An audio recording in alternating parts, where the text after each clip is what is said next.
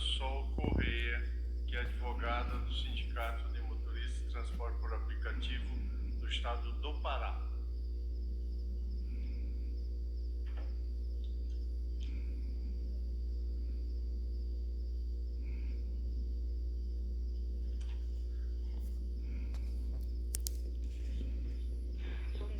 Excelentíssimo ministro Edson Fachin, bom dia a todas e todos.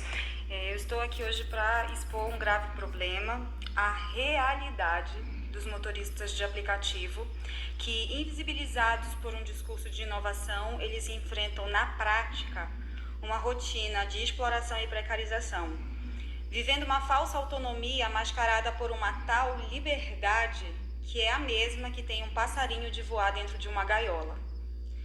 De antemão, eu quero destacar que as empresas de transporte por aplicativo, embora compartilhem de um modelo similar de operação, elas possuem particularidades em seus procedimentos. Portanto, meu foco é apresentar informações específicas da Uber, recorrente no processo, e baseado em situações fáticas que a gente vivencia no estado do Pará.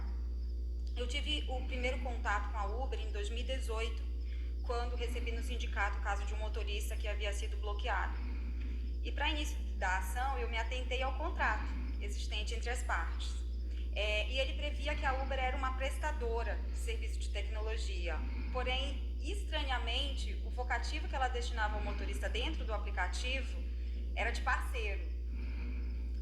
E mais estranho ainda era que do relato do motorista ficava evidente que o tratamento a ele dispensável não era nem de contratante e muito menos de parceiro.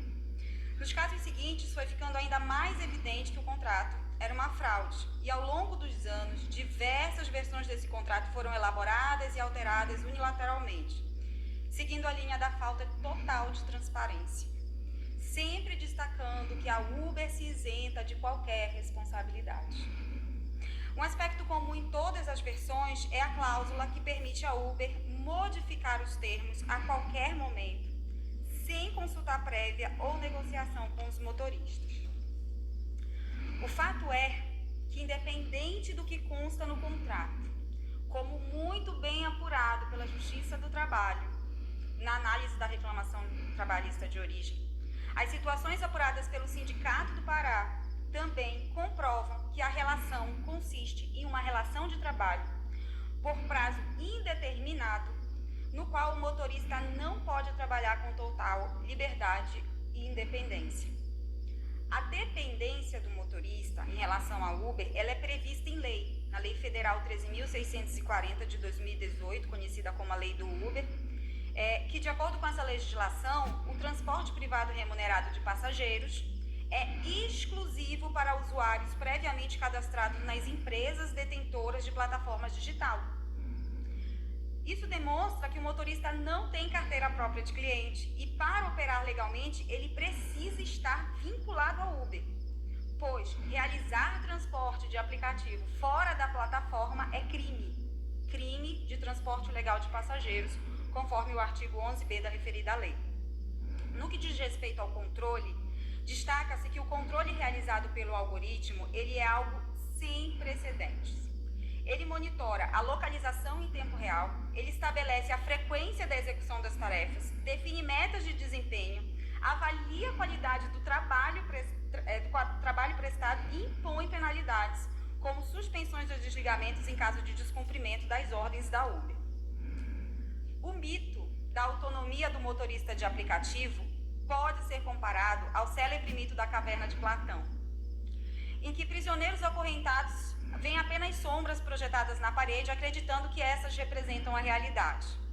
Assim como os prisioneiros da caverna, os motoristas de aplicativos são levados a crer numa ilusão de liberdade e autonomia projetado pelas Uber com os slogans: seja seu próprio chefe ou faça seu próprio horário.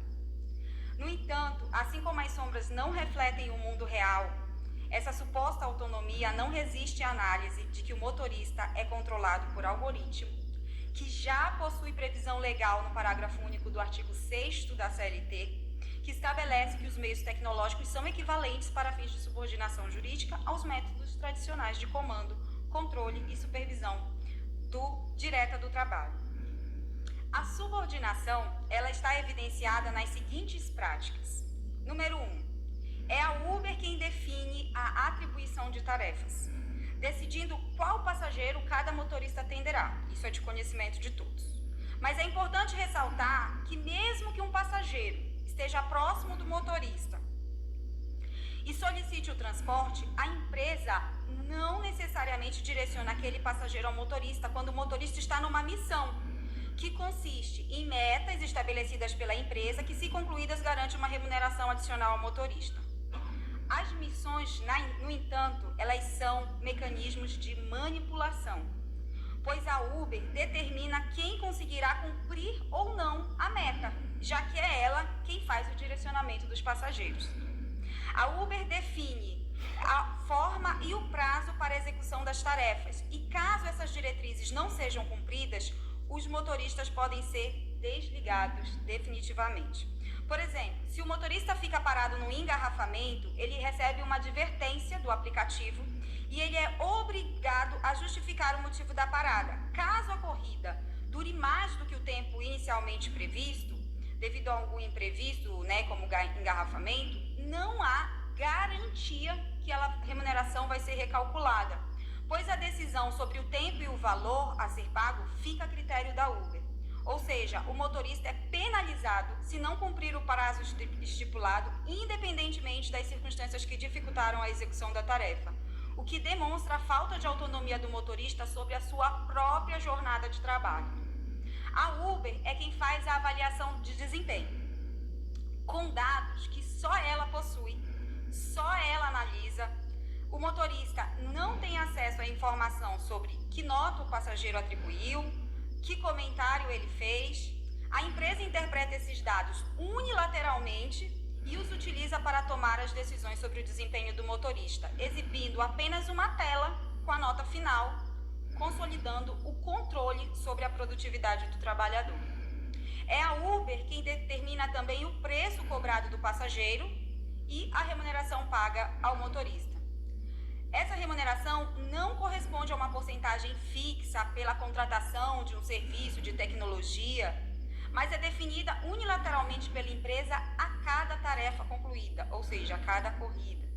Além disso, o motorista é proibido de cobrar qualquer valor adicional diretamente do passageiro, mesmo que justificado, sob pena de ser desligado da plataforma, o que demonstra a total falta de autonomia para o gerenciamento do trabalho.